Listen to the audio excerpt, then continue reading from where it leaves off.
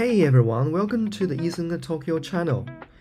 I am thrilled to see so many of you intrigued by Japanese culture, anime or manga. Believe me, I'm also one of you guys. It's no surprise that this curiosity will often lead to a desire to learn Japanese. Embarking on a journey to learn a new language is incredibly rewarding. But before diving into Japanese language study, it's essential to have a basic understanding of its components. Japanese, just like any language, is a complex system composed of various elements. Understanding these elements lays a solid foundation for your Japanese language learning journey. So, let's explore what makes up the language of Japanese and how it can significantly benefit your learning experience. Before we start, could you please kindly give me a good or even subscribe my channel? Thanks for your support. To understand the basic components of Japanese, let's start with an example. This example was given to me by my teacher in the past, and I believe it's very suitable to share with all of you. The example is, Toyota は日本のブランドです。Which means Toyota is a brand from Japan. You may not understand the meaning of this sentence by looking at it right now, but that's not the most important part. This sentence contains four components: romaji, kanji, which is also a Japanese character, katakana, and hiragana. And we will explain each of these four components separately and their roles in Japanese. Only by understanding these components can make learning Japanese become easier. First, you can see the green Toyota, which is a well-known car brand worldwide. As you may know, Toyota is referred as a romaji in Japanese. Next, the red part is kanji in Japanese, and the blue part is katakana. The remaining purple part is hiragana. First, let's take a look at romaji, a Roman alphabet. It consists of 26 Latin letters. When foreigners, like Americans or Europeans, encounter Japanese and cannot understand it, for example, the Japanese phrase ohanami, which means flower feeling or cherry blooming feeling. You may not know how to pronounce it. However, when you see romaji, you can understand how to pronounce it. Similarly, for Japanese place names, like this one in the image, Toyoka, you may not know how to pronounce it without romaji. Romaji helps you pronounce it correctly. For instance, if your friend asks you where you are, without romaji, you wouldn't know how to tell them your location, right? Additionally, romaji serves to indicate the pronunciation of kanji, kana, includes hiragana or katakana, or kanji characters. With romaji, you can also input Japanese kanji or kana characters using keyboards.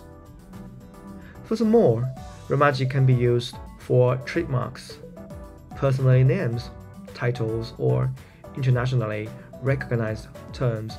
For example, we have Toyota, Honda, and Nissan here, all of which are excellent examples of trademarks that use romaji. Okay, let's discuss hiragana next.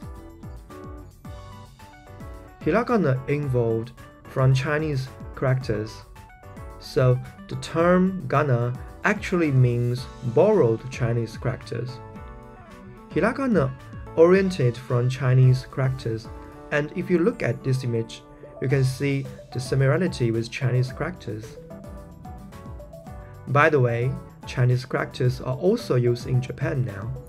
For instance, The Chinese character on the left, which means woman, has evolved into the hiragana characters on the right in Japanese. These two look so familiar. So, what is the purpose of hiragana? Firstly, it's used to indicate the pronunciation of kanji characters. For example, in the word sakura, the pronunciation is indicated above the kanji characters. If you don't know how to read the hiragana, you can refer to the romaji. Secondly, hiragana characters are components of Japanese words. For instance, in the word oishii, the last part is hiragana, and this word means delicious and yummy.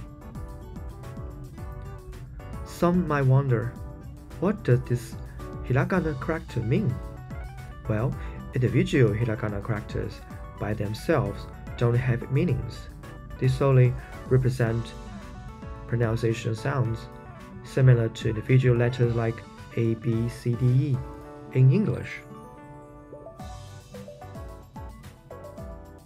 Okay, after hearing my explanation of Japanese hiragana, do you understand now? If you do, could you please give me a like or maybe follow my channel? Thank you so much. Okay, let's move on to katakana. Many people may see hiragana characters like the ones on the left and also see katakana characters like the ones on the right. Actually, they have the same pronunciation, just like two versions of the same thing, just like uppercase and lowercase letters in English. Hiragana is generally used to directly indicate the pronunciation of some loan words, the words coming directly from overseas. For example, the top one is the Japanese original word for milk, which pronounced as gyunyu, while the one below, marked with katakana, is the loan word for milk, and it pronounced as milk. They sound similar, don't they? You may also be familiar with this song.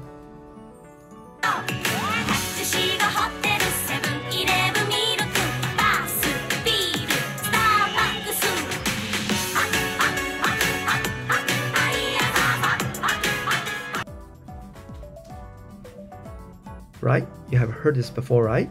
So most of the time, these loan words are directly introduced from languages like English or French, using their pronunciation as they are, which gives Japanese a more international flavor. Okay, let's summarize. Firstly, katakana is used to indicate loan words such as milk and panda. These are all loan words. Other examples include like basketball, which means basketball, and McDonald's, which you may have heard from the song just you played before. Secondly, katakana is also used for emphasize. For instance,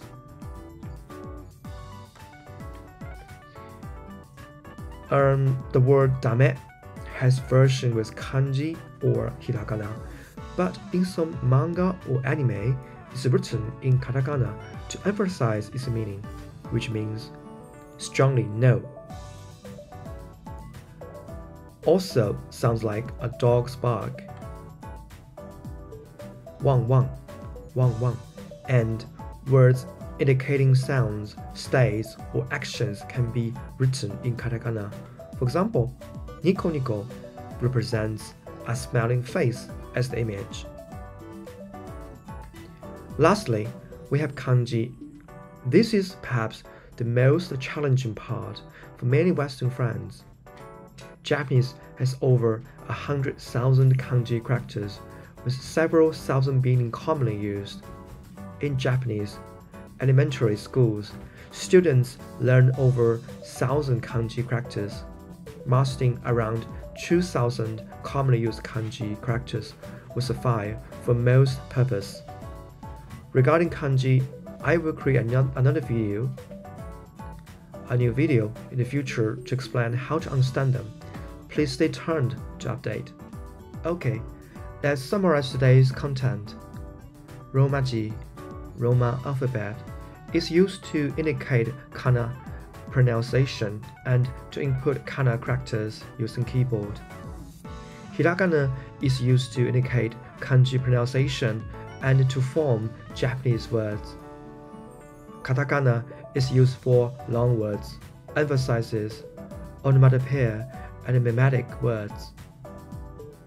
Lastly, kanji originated from China and comprises over 2,000 characters that need to be mastered. I hope that today's explanation has given you a basic understanding of the structure of Japanese. My videos will surely help you start learning Japanese more easily, rather than blindly starting with hiragana, a, I, U, e, o, without understanding them. Welcome to subscribe to my channel, and see you next time.